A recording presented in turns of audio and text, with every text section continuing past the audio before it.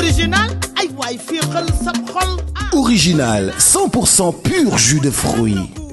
Original moo leen di wéttali ci seen bépp xew-xew. ay waay original. Bawol Production 20 ans d'existence 20 ans de carrière 20 ans de succès waaye nag mbokk yi ci biir 20 ans yooyu Assane Ndiaye daf ci ànd ak xaritam doomu ndeyam Abdou Aziz Ale Ndiaye bii nag moo war a nekk 3e édition sargal Aziz Ndiaye l'homme d'affaires borom Jado Assane Ndiaye ni damay andi la crème de la lutte sénégalaise xale yi nga xam ne ñoo dàkk bëre dàkk mobiliser dàkk ambiance ci lamb ji déglul ma grand combat bi mbay guy gi doomi Bawol la jël daal di koy boole ak xale bi nga xamante ne nii mooy ngémboo yaraax di Moussa Ndoye Alpha numéro 2 dina fa jàkkaarloo ak caatu Bambilor drapeau Ngagne Diop maire de Bambilor dafa leer numéro 2 daanaan bi champion bi moo war a jàkkaarloo ak doomu Jolof xale bi mën a bëre lool Modou Anta numéro 2 doomu Thiès war a jàkkaarloo ak Sayarax Kewel numéro 2 dina fa jàkkaarloo ak Boy Niang numéro 2 drapeau Naar Ñaan borom Sandaga yeneen combat yi ca gannaaw nag moo gën a neex moo gën a doy waar ndax Assane ay ndaanaan rek la boole Assane Ndiaye ak waa Bawol production nag dese lu ñu dara amateur Assane ni sponsor yi may àndal ci bés bi bokk na ci boisson original boisson Cobra ETDR établissement Touba Darou Rahman huile Jador Distingo Tibet mbokk yi rendez-vous baa ngi noonu le 10 novembre ci arène nationale ñu ànd ci ak Bawol production n'est-ce pas du min ngeen Assane Ndiaye kenn du leen wax ndaanaan la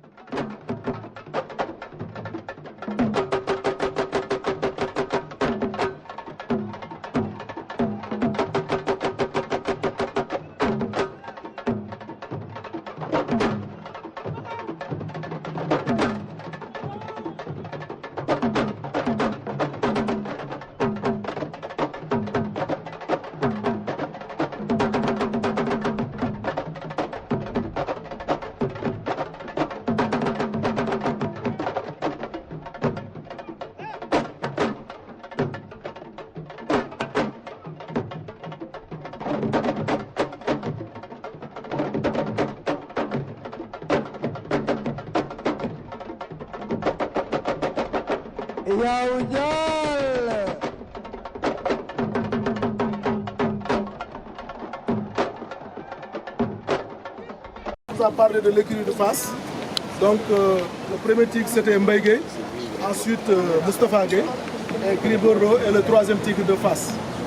Donc c'est un très grand champion dans l'arène sénégalaise. Il est dans la catégorie des VIP. Il a fait des combats avec des ex-rois des arènes comme Bombardier, qu'il a battu. Bombardier, vous le connaissez, en 2007. Bombardier fait du MMA en même temps. Il l'a battu en 2007. Il a fait 2 combats avec Balla Gaye. Balla Gaye, vous connaissez. Eh bien, il a fait aussi 2 combats avec Modou Lo, l'actuel roi des arènes. Donc voici Gris Bordeaux, que je vous présente. Donc il est notre... Voilà. Alors, il va nous montrer son quotidien, comment il fait ses séances d'entraînement. Donc voici sa maison, il habite juste à côté de la plage. Donc pratiquement il est dans la salle de musique. Voilà, lui il est très proche de la plage. Il y a un monsieur aussi qui est juste à côté, on a dépassé sa maison maintenant. Il y a un autre champion qui est lui aussi c'est un champion, je vais montrer sa maison à tête. Voilà, donc je vous laisse avec Gris. Il va se présenter. Ouais, salam, salam. Je suis très content d'être ici. Salam, votre étudiant, c'est mon collaborateur. Parce que je suis le président des lutteurs. J'ai des associations en même temps. Du sport. Lui, c'est mon collaborateur. Et on travaille ensemble dans l'association. Ils nous soutiennent, ils nous conseillent. Il fait partie des membres. Et je suis très content de vous recevoir. À Mbao. Ici, c'est à Mbao. Il fait partie des quartiers les plus anciens. C'est des Lébous. Ouais. C'est des Lébous. 90% vivent de la pêche. De la pêche. J'habite ici depuis 2011. Je suis né à Médina, grandi à Médina, et j'ai vu qu'avec le temps, le sportif doit avoir un environnement sain et calme pour mieux concentrer, pour mieux voir la récupération. C'est pour cela que j'ai choisi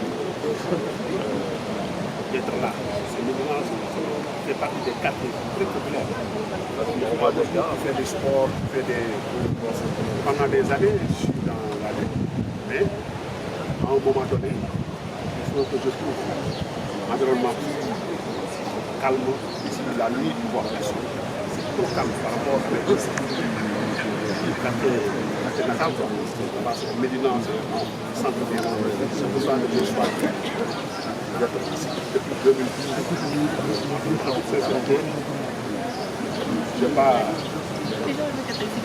C'est pas regrettable.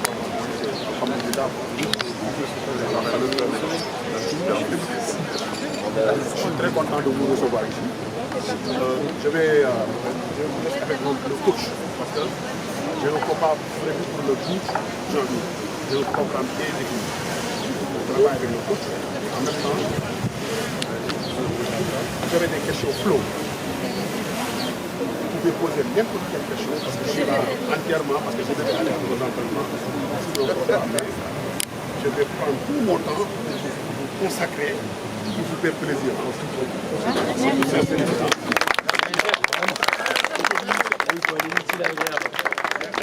Typiquement pour vous faire plaisir, pour faire comprendre qu'est-ce que c'est que la lutte. Et les questions sont flow. Vous pouvez vous poser n'importe quelle question. Il y aura des questions très pertinentes, mais je serai là. Ouais, je vous attends avec plaisir. On a le temps de rentrer à la maison, discuter avec le coach et après on part dans la salle. Vous avez le temps. Je vais me consacrer de vous. Et ça me fait énormément plaisir de vous recevoir chez moi. Aja jërë ngeen jëf mbokk yi seen Baol TV yi Aja Baye Fall baa ngi leen di kontaane bu baax mbokk yi nag ñu ngi fi nga xam ne moom mooy ci mbaaw ñu ngi kër Gris Bordeaux waaye mu ànd ak ki nga xam ne moom mooy le Tidiane góor gi Tidiane le lutteur Bécaye nga xam ne lamb yi fu buur la ndax ñi nga gis dëkkuñu ci réew mi ay nasaraan lañu waaye leen rek moo ñu tax a jóg mooy ñëw pour découvrir lan mooy làmb kon nga xam ne làmb dafa riis Bécaye yi waaye dañu ànd ak ki nga xam ne moom mooy Góor Tidiane nag ñëw kër Gris Bordeaux ñu woon ñu dëgg-dëgg lan mooy làmb Góor Tidiane maa ngi lay nuyu bu baax a baax mbokk yi seetaan Baol TV aca woy leen di abonné mbokk yi nag ñu ngi fi nga xam ne moom mooy ci mbaaw bi may tàmbale rek loolu laa tàmbalee nga xam ne làmb aada la ak cosaan ñi tey dañu jóge dëkk nekk yeneen nit yoo xam ne ñun bokk ñu daanaka ay nasaraan lañu ñëw uniquement pour découvrir lan mooy làmb kon làmb sport la bu ñu war a fonk ñu ànd ak ki nga xam ne nag moom mooy Góor gi Tidiane le Tidiane ni mu koy waxee muy ndaanaan ci làmb waaye nag mu ñëw kër Gris Bordeaux Tidiane est-ce que mën nga ñu expliquer li waral lii. waaw Badou maa ngi lay nuyu di nuyu internet Baol TV yëpp waaw di la remercier sa teewaay fii aussi tamit di wax ni rek c'est un très grand plaisir accueillir ay étudiants yoo xam ne dañoo jógee France chaque année nag am na ñu ñëw ren mooy 3e année donc chaque année am na groupe buy ñëw donc ren ñi ñoo ñëw te saa yu ñu ñëwee non seulement dañuy ñëw pour jàng tout ce qui est management et tout mais aussi dañuy ñëw pour xamaale culture u Sénégal waaw xamaale culture u Sénégal léegi si biir culture u Sénégal si wàllum làmb chaque fois damay def intervention si ñoom di leen expliquer la làmb nu muy doxee fii ñan ñooy mbëri seen pratique mystique yi et tout yan dëkk la ñuy pratiquer làmb yan xeet et cetera donc yooyu yëpp dama koy faral di kii parce que objectif bi mooy pour jéem leen bëggloo làmb bëggloo leen culture u Sénégal parce que tamit ñun ñoo mën a jaay suñu làmb ji donc suñu culture la ñuy jaay à travers ñoom comprendre loo leen ko def amour bi ci ñoom bu ko defee tôt ou tard ñii ay étudiants lañ ñoom ñooy cadre foofu en Europe donc mën nañ nekk suñuy partenaire dans l'avenir comprendre nga si lu bari mën nañ jaay làmb dem ba di tëgg làmb au niveau de l'Europe moo xam France wala feneen ak feneen donc loolu mooy objectif bi comprendre nga jéem leen fexe bëggloo culture du Sénégal xam loo leen suñuy champion xam loo leen comment ce que le lutteur vit dans le quotidien et cetera et cetera donc loolu moo nekk suñu mbëbët quoi. mais ñoom li ñuy def est-ce que mën nañu xaar un jour viendra c'est-à-dire que ñun ñoo xam ne ñu nekk ay Sénégal yoo xam ne dañuy dund làmb jóge fi ñun fekk si leen foofu ñu nekk jéem a xam ñoom seen culture. bien sûr c'est possible donc comme ni ma la wax rek fii tey ñiy toog nii am na ay futur président futur ministre futur leneen ak leneen donc tey jii collaboration boobu ñu am ak partenariat boobu ñu am tey ñoom ñëw nañ ëllëg ñun aussi mën nañ dem fekk ci leen foofu ñu xool peut-être lan mooy seen culture ñoom lan la ñuy dund lan moo fa nekk lu ñu mën a impressionner aussi quoi voilà. Et pourquoi choix bi Gris Bordeaux. waaw parce que ñoom objectif bi mooy gis benn lutteur bu nekk ci catégorie VIP te Gris Bordeaux que je remercie de passage mu nekk sama xarit donc ma am accès ci moom trop donc mënoon naa dem beneen VIP mais Gris Bordeaux laa gën a amal link dañuy déggante tout le temps dañuy fréquenté wante et tout donc bi ma ko waxee mu ne ma amul benn problème mu ñëw ñu seet si ko mais waaw parce que man am naa écurie yu dëkk Tëngéej laa dëkk bu fekkoon peut-être catégorie bi ñu soxla Tëngéej la nekk aussi dañ mais comme lutteur VIP lañ soxla koo xam ne peut-être cachet egg na benn niveau donc moo tax ma porté sama choix si Gris Bordeaux.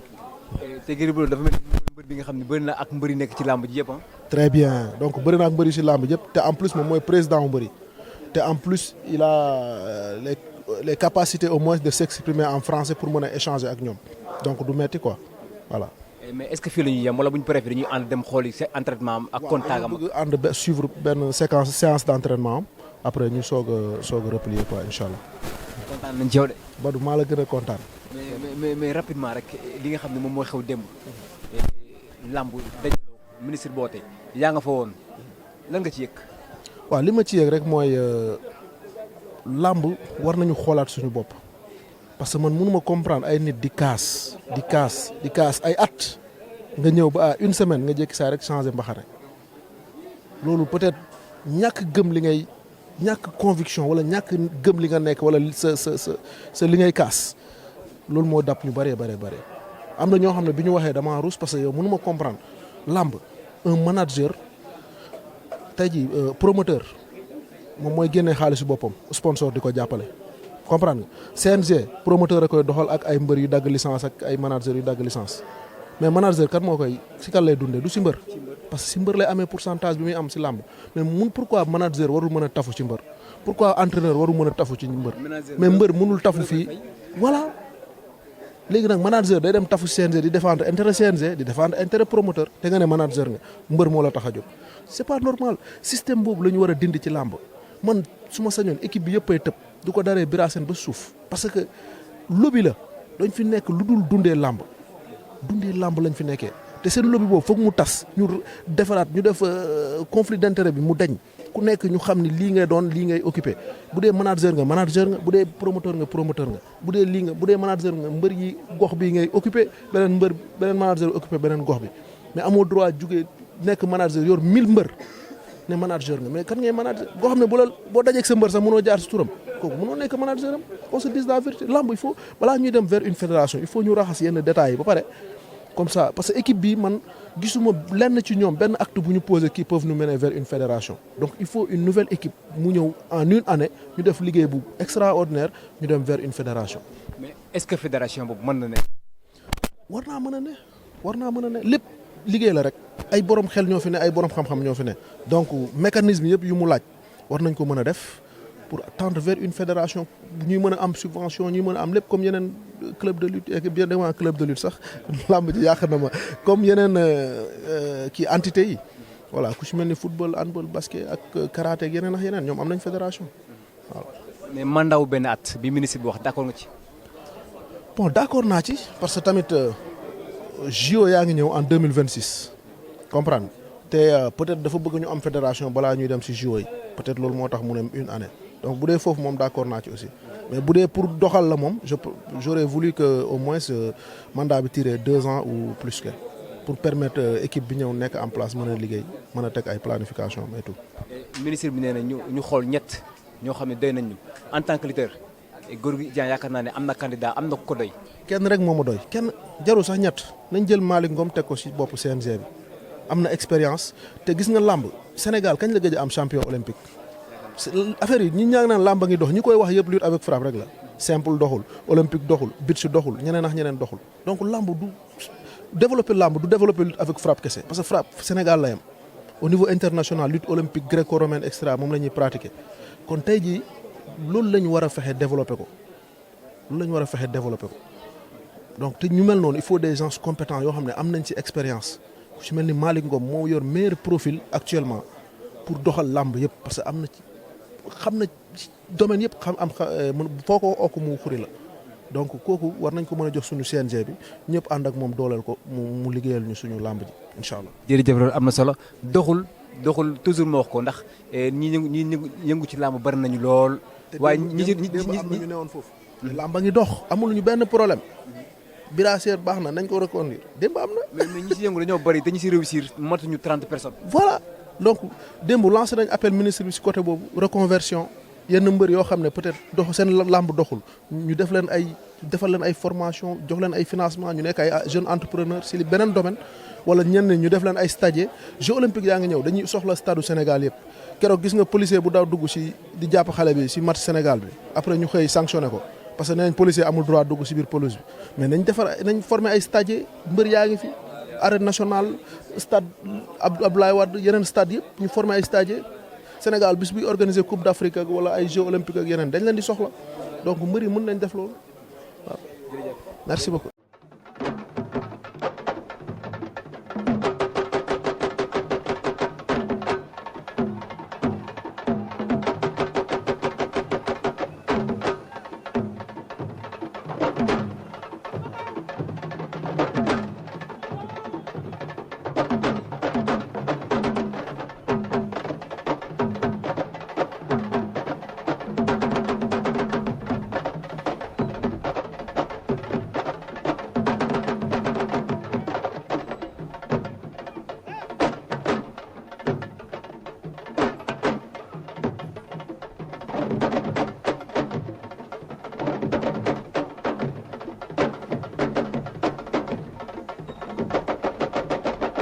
yow jàll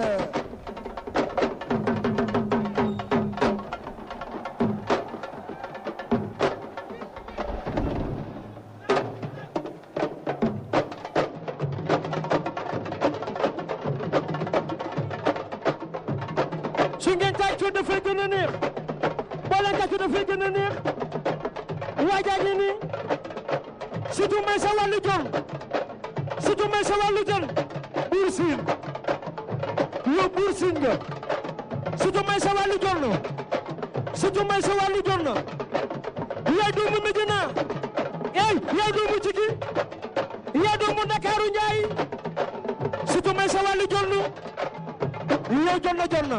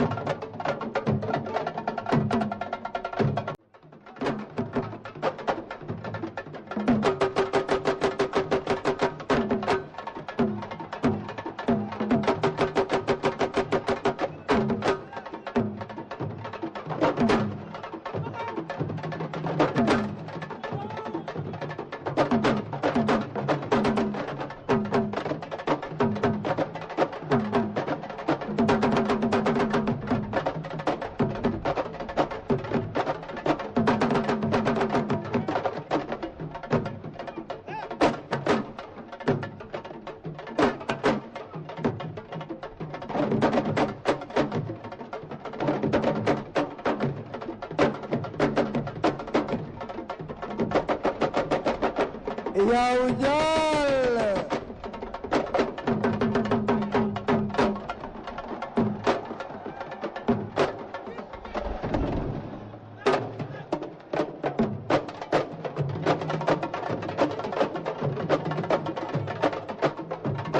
su ngeen tàccoo dafay gën a neex boo leen tàccoo dafay gën a neex waajaa ngi nii surtout may sa wàllu donc on va suivre une séquence d'entraînement, quelques séquences plutôt d'entraînement pour savoir ce que le lutteur vit dans le quotidien, comme on l'a dit au départ. Alors, tout à l'heure, je vous ai parlé du jeune frère de Gris Bordeaux qui est là. Il s'appelle Gris 2. Gris 2, venez s'il vous plaît. Donc lui aussi c'est un champion en lutte ici au Sénégal. Il a fait 11 combats, dont 10 victoires et une défaite. Donc son seul défaite, c'est Reug Reug qui l'a battu, Reug Reug, le champion en MMA. Donc c'est lui qui l'a battu, mais il a eu 10 victoires contre une défaite. Voilà, il s'appelle Gris 2, il est là, vous voyez, donc il est jeune frère à Gris Bordeaux, un peu plus géant, un peu plus lourd, vous voyez. Mais il n'a pas encore atteint la catégorie de Gris Bordeaux, il est un peu dans la catégorie qui suit, donc la catégorie des espoirs, malgré que voilà, sa taille est plus grande, mais quand même, on espère qu'ils seront les relèves d'ici 1 à 2 années, qu'ils vont prendre la place des grands, quoi. Voilà, donc Gris 2. Ah, on a traduire le mot. Bon.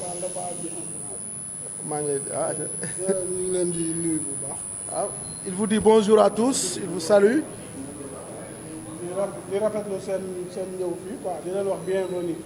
Il vous souhaite tous la bienvenue et il est très content de vous accueillir ici. C'est une culture c'est un sport, mais en même temps c'est un sport culturel, quoi. Ouais, il est très aussi satisfait de vous voir venir pour découvrir le sport sénégalais qui est riche en culture. Ouais, il vous souhaite tous la bienvenue et vous prie de bien suivre les séquences d'entraînement. Alors, chaque jour, les lutteurs font 1 à 2 heures de musculation ou de cardio dans les salles de sport. Chaque matin, ils se lèvent le matin pour aller à la plage faire un peu de footing. Vers 10 heures, ils viennent à la salle de musculation pour faire soit du cardio ou de la musculation pure et dure. Et dans l'après-midi, ils vont rejoindre les écuries à 17 heures. Comme l'autre jour, on est allé voir l'écurie Rock Energy pour suivre les séances de contact. Donc eux aussi, ils le font. Et pratiquement tous les lutteurs du Sénégal font la même chose. Voilà. Maintenant, quand tu as un combat, c'est un peu spécifique parce qu'il y a le coach qui t'accompagne souvent, qui travaille en fonction de ton adversaire, ce dont tu as besoin. Si tu as besoin de plus d'agilité ou de puissance ou de rapidité, donc le coach travaille en fonction de ça.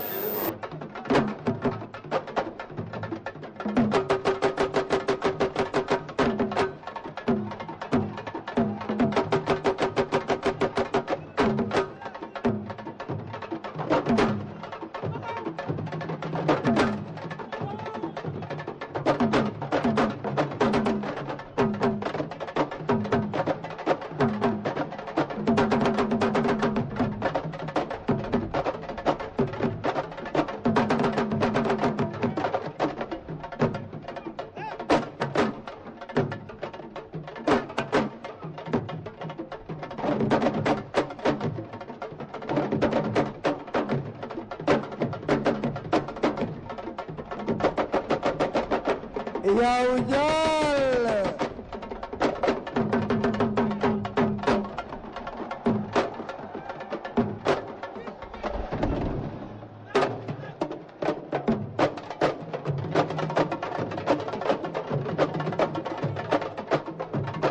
su ngeen tàccoo dafay gën a neex boo leen tàccoo dafay gën a neex waajaa ngi nii surtout may sa wàllu jom surtout may sa wàllu jom Buur Siin yow Buur Siin nga surtout may sa wàllu jom na surtout may sa wàllu jom na yaay doomu Medina yaay doomu Cigi yaay doomu Ndakaaru Njaay surtout may sa wàllu jom na yow jom na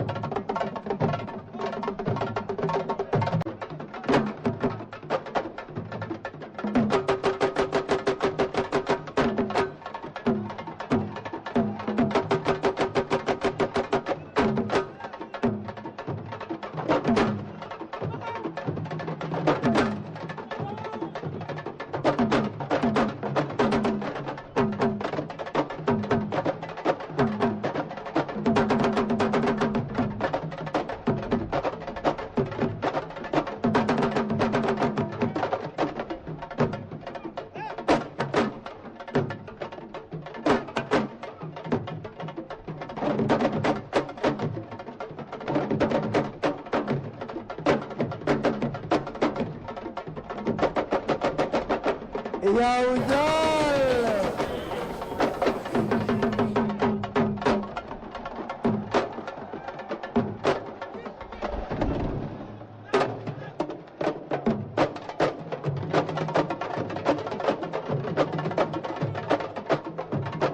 su ngeen tàccoo dafay gën a neex boo leen tàccoo dafay gën a neex waajaa ngi nii surtout may sa wàllu jon surtout may sa wàllu jon buur siin yow buur siin nga surtout may sa wàllu jon surtout may sa wàllu jon yaay doomu Medina yaay doomu Cigi yaay doomu Ndakaaru Njaay surtout may sa wàllu jon yow jon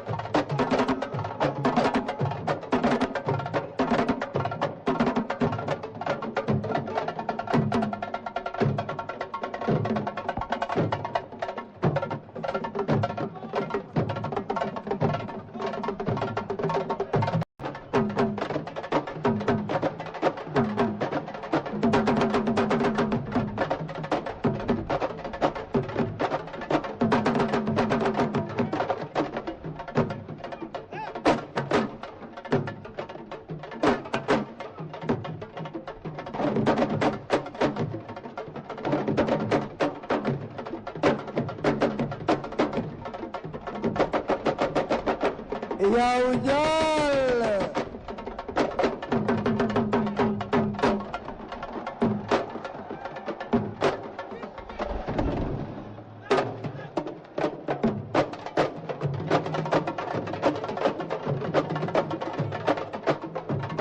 su ngeen tàccoo dafay gën a neex boo leen tàccoo dafay gën a neex waajaa ngi nii surtout may sa wàllu jon surtout may sa wàllu jon buur siin yow buur siin nga surtout may sa wàllu jon surtout may sa wàllu jon yaay doomu Medina yaay doomu Cigi yaay doomu Ndakaaru Njaay surtout may sa wàllu jon yow jon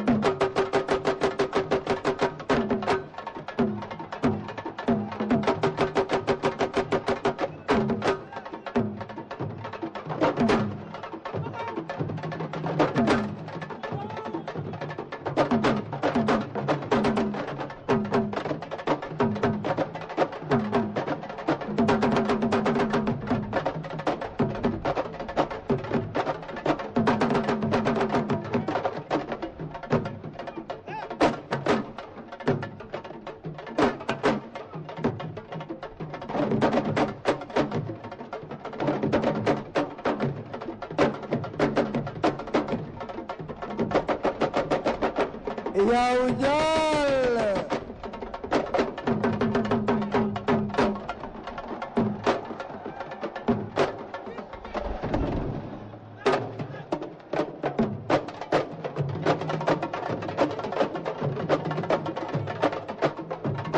su ngeen tàccoo dafay gën a neex boo leen tàccoo dafay gën a neex waajaa ngi nii surtout may sa wàllu jon surtout may sa wàllu jon buur siin yow buur siin nga surtout may sa wàllu jon surtout may sa wàllu jon de cette personne. C'est un honneur partagé parce que ce que disent les Sénégalais. Il n'y a que Kinyan là. Parce que tu peux rencontrer des personnes de valeur. Tout le monde a ses valeurs. Et à ne pas montrer ni présenter. C'est un gars que j'admire beaucoup. Parce que ce que disent les Sénégalais, Kouniak Kinyan là, il a un gros cœur. Et ça là, c'est à magnifier. Pour vous dire vrai, je suis très content de cette rencontre, de cette visite. Et j'espère pas que l'aventure ne restera pas ici. Et les contacts sont là, on a l'habitude de voyager partout. J'espère qu'on va gérer le contact, Inch'Allah, avec le temps qui vient. Ça nous tient droit au cœur. Mon frère là, c'est un futur champion et il voyage beaucoup. Il voyage beaucoup, c'est un futur champion. Il a fait 11 combats, une défaite et 10 victoires. Il a un chemin à faire. C'est pour ça que je te le présente. Alors, votre attention s'il vous plaît. Gribo. Voilà. Déplacé. Inch'Allah. Alors, votre attention s'il vous plaît. Gris Bordeaux, le champion ici présent, qu'on est venu visiter aujourd'hui avec son jeune frère et son coach, tiennent à vous remercier infiniment. Le fait que vous vous êtes déplacé, non seulement depuis la France pour venir suivre vos études ici, mais aussi le fait de vous déplacer de Sacré-Cœur jusque-là pour venir suivre sa séance d'entraînement. Donc ça lui a fait énormément plaisir. Et il sait que peut-être qu'il a vu dans vos yeux que vous êtes aussi content que lui. Donc il partage le plaisir avec vous. Alors, il tient aussi à ce que vous gardez le contact avec lui. Donc comme c'est un champion, son jeune frère aussi, ils viennent souvent en France et dans d'autres localités. J'espère que voilà, dans l'avenir, on fera mieux connaissance et ça nous permettra de tisser des partenariats dans l'avenir. Parce que vous êtes jeunes, vous êtes des étudiants et vous êtes l'avenir, n'est-ce pas? Donc dans 5-10 années, vous serez les ministres, les chefs d'entreprise, les présidents, etc. Donc on garde le contact et que dans l'avenir, qu'on soit plus tard des partenaires qui pourra apporter quelque chose et à la France et au Sénégal. Donc à travers ma voix, Gris Bordeaux et son jeune frère et le grand coach qui est là, qui a fait la France plusieurs fois, donc vous remercie infiniment. Et par ma voix aussi, ces étudiants vous remercient infiniment. Ouais. Vraiment, de votre disponibilité. Parce qu'aujourd'hui, il est en train de préparer un combat, comme vous le savez, il l'avait dit au départ. Donc il a un programme bien défini, n'est-ce pas? Donc malgré tout, il a laissé son programme d'entraînement pour uniquement nous faire plaisir. Alors, donc c'est un geste à saluer. Le plaisir est partagé. Voilà. Et j'espère que vous avez appris beaucoup de choses ici. Et nous, on a envie d'apprendre beaucoup de choses en France. Parce que dans la vie, c'est toujours un partenariat dans la vie.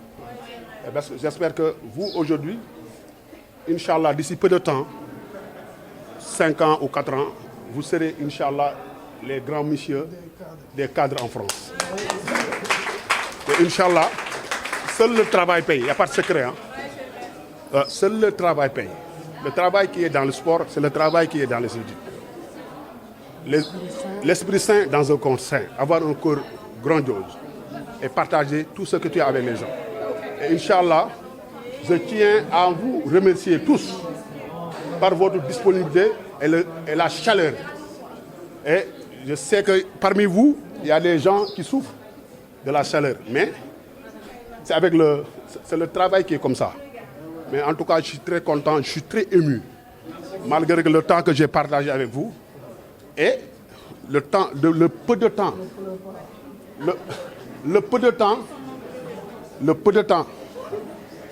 qu'on a ici. Et c'est quelque chose qui sera toujours gravé dans les annales.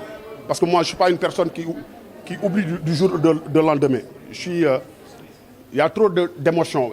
Parce que lorsque je commençais à faire la lutte, y a une de mes grand-mères qui m'a dit que tu ne peux pas être lutteur. J'ai dit pourquoi? Parce que j'ai un grand frère, lui, c'est un coriace, c'est un méchant. Il m'a dit que la grand-mère, il est décédé, mais il m'a dit que tu ne devais pas être lutteur. Parce qu'un combattant doit être méchant. Et toi, tu n'es pas méchant. C'est ton grand frère qui devait être lutteur. Parce que dans les sports de combat, il faut que tu... c'est l'esprit d'un combattant. Et de fur et à mesure, on m'a préparé. Je ne pouvais même pas voir quelqu'un qui cogne quelqu'un. C'est pour ça que je ne peux pas faire MMA. On m'a forcé plusieurs fois à faire MMA, mais je ne veux pas voir les sangs qui coulent. Parfois, je donne des patates à mes adversaires. Parce que la lutte, les gens me disent que c'est lui le plus méchant des lutteurs. Et, or que ce n'est pas ça. Je sais boxer simplement et éviter les coups, mais pour moi, une personne ne doit pas faire des choses méchantes à une autre. Ici, c'est le Sénégal, pied de la Teranga. Et en parlant devant vous, voilà, j'ai des chairs de poule. Billahi wallahi, je te jure. Hein. Mais je suis très content, très ému. Et que Dieu vous garde et bonne continuation. Merci pour tous. Merci. Alors, nous vous remercions. Bienvenue au Sénégal. Et mon Instagram, c'est Gris Bordeaux officiel. Hein. Mon Facebook, c'est Gris Bordeaux tout court. Hein. Ouais, ça me tient droit au cœur. Hein. Vous pouvez lui envoyer toutes les photos. Toutes les photos comme ça, sur mon après. Insta, ou bien que vous me l'envoyez, comme ça, moi, je vais lui transmettre cela. Okay. En tout cas, que Dieu vous garde. Hein. Voilà. Et bonne continuation. Merci. Et si c'est un pays de Teranga, restez serein et calme. Hein. Voilà. Merci, je suis très content. Hein. Merci, Gris. Ok. original ay waay féexal sab xol. Original 100% pur jus de fruits. Original moo leen di wéttali ci seen bépp xew-xew.